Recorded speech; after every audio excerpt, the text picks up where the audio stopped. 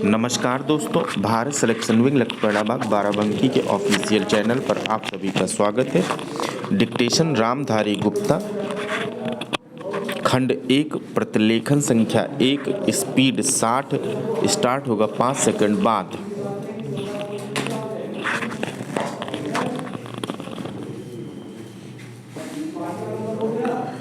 सभापति महोदय, मैं रक्षा मंत्रालय की मांगों का समर्थन करने के लिए खड़ा हुआ हूँ। वर्तमान घटनाओं से पता चलता है कि संसार का हर देश अपनी सुरक्षा के बारे में चिंतित है और उसके लिए हर प्रयत्न कर रहा है। इस दृष्टि से अन्य देशों की तरह हमारे देश में भी रक्षा मंत्रालय का महत्व है। मुझे इस बात की खुशी है कि जहां अन्य मंत्रालयों की उनके पिछले साल के कामों के बारे में काफ़ी आलोचना हुई है, वहाँ इस मंत्रालय की कम आलोचना हुई है। इससे पता चलता है कि इस मंत्रालय ने पिछले साल अच्छा काम किया है। मोटे तौर पर किसी भी देश की सुरक्षा नीति का यह लक्ष्य होता है कि दूसरे देशों, खास तौर से पड़ोसी देशों के साथ मित्रता के संबंध स्थापित हों और हम एक दूसरे के मामलों में हस्तक्षेप न करें। लेकिन उसके साथ यह भी जरूरी होता है कि हम अपने देश की सीमाओं और अखंडता की रक्षा करें।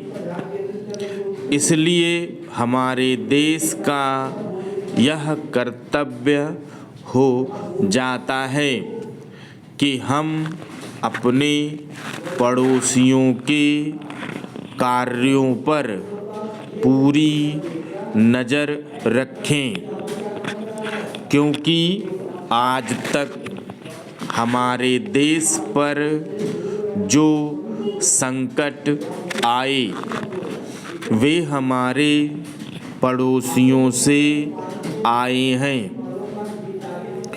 1965 में पाकिस्तान के साथ जो लड़ाई हुई और उसके बाद ताशकंद में जो समझौता हुआ वह सिर्फ कागज पर ही रहा।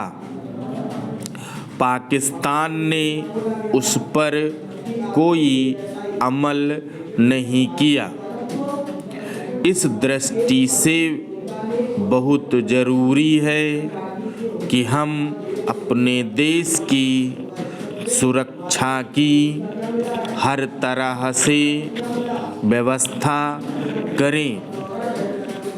हमारा उद्देश्य दूसरों पर आक्रमण करना नहीं है, लेकिन यदि हम पर कोई आक्रमण करे तो हम में इतनी शक्ति अवश्य होनी चाहिए कि हम उसका डटकर सामना कर सकें।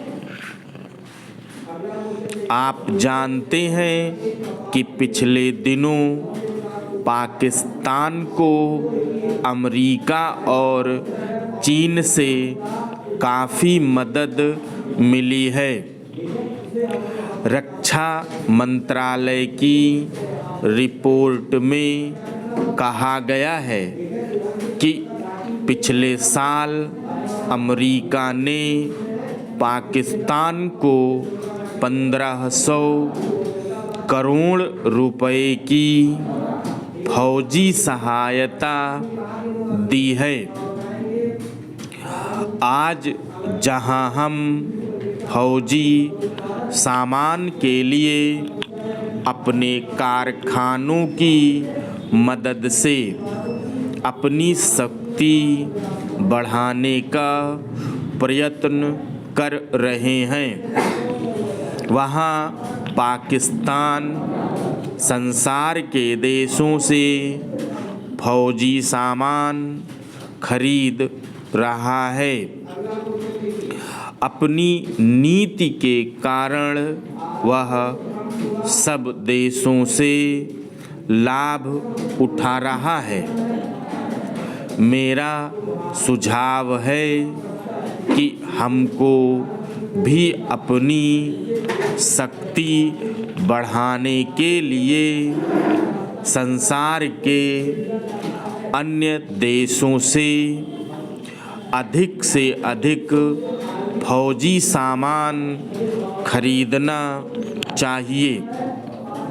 आज तिब्बत की सीमा पर चीन की 1.5 लाख फौज खड़ी है।